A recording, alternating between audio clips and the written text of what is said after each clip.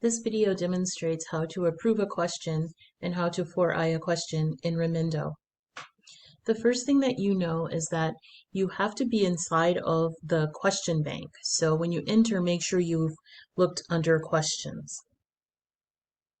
Then you go to the course where you have the questions and you want to review them. It's always good to twirl down the menu so that you can see the different learning outcomes and how many questions are in each of the learning outcomes.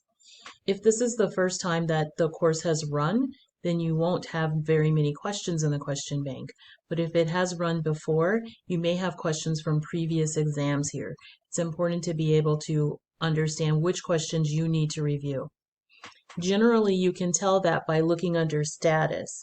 If it says concept, it means that nobody has reviewed or approved the question yet. So it's likely one of the questions that you need to look at. You may also have a code that you've been using inside of your module that lets you know whether it was entered in the spring or in the fall semester, or something that notifies you of whether or not this question is meant for you to look at.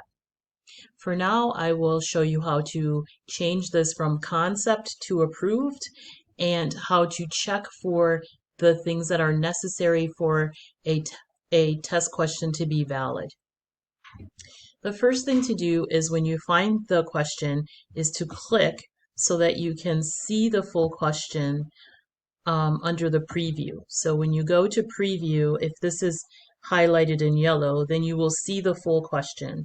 And this is necessary so that you can check and see whether or not the question has a stem, whether it has answer choices, and whether the answer choices have been indicating how many points are there and which one is correct. It also allows you to change anything that is incorrect or to notify somebody that things need to be done. So the first thing to do is to recognize that if a question is not set the way that it should be, then you still have the option to have someone come and look at the question again and to make changes to the question if you don't make those changes yourself. The preview lets you see all of the items that I showed you, but it does not let you understand whether or not this question has been properly connected to a Bloom's taxonomy level.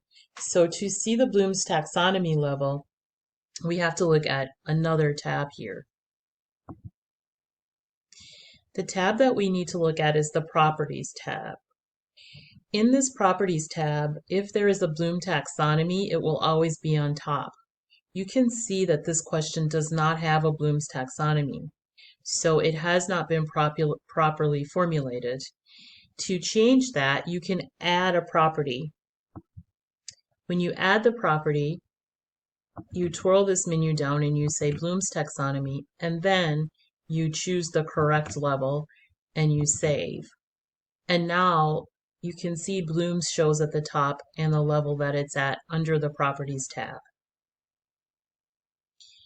There also are times when the Categories tab needs to be checked.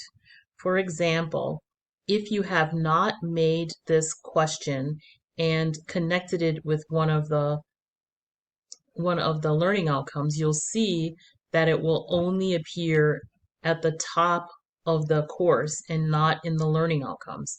This is a sign that the learning outcome was never assigned. So this question needs a learning outcome. To drag it to the learning outcome, you pull over the learning outcome and you drag it in here. So you go to the learning outcome that's correct and you drag it over here.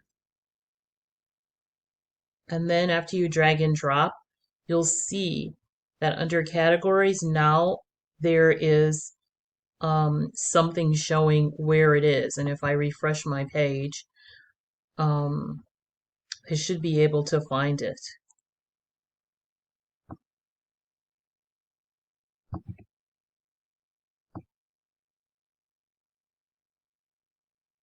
So now it says create an empty matrix under the Remindo test tab. and that is the one that's here. So now we can see that it's in the correct place. Still, this question does not have an approved status, and that's because I have not yet approved the question. So to approve the question, I am going to press here on approve, and that will make the question approved once I confirm. And here we have an approved question. If something were to happen after you approve it, and you can see the status here, you can put needs repair, and that will allow it to become a question that needs to be fixed in some way. And in this way, it can't be chosen for any future tests until this is fixed.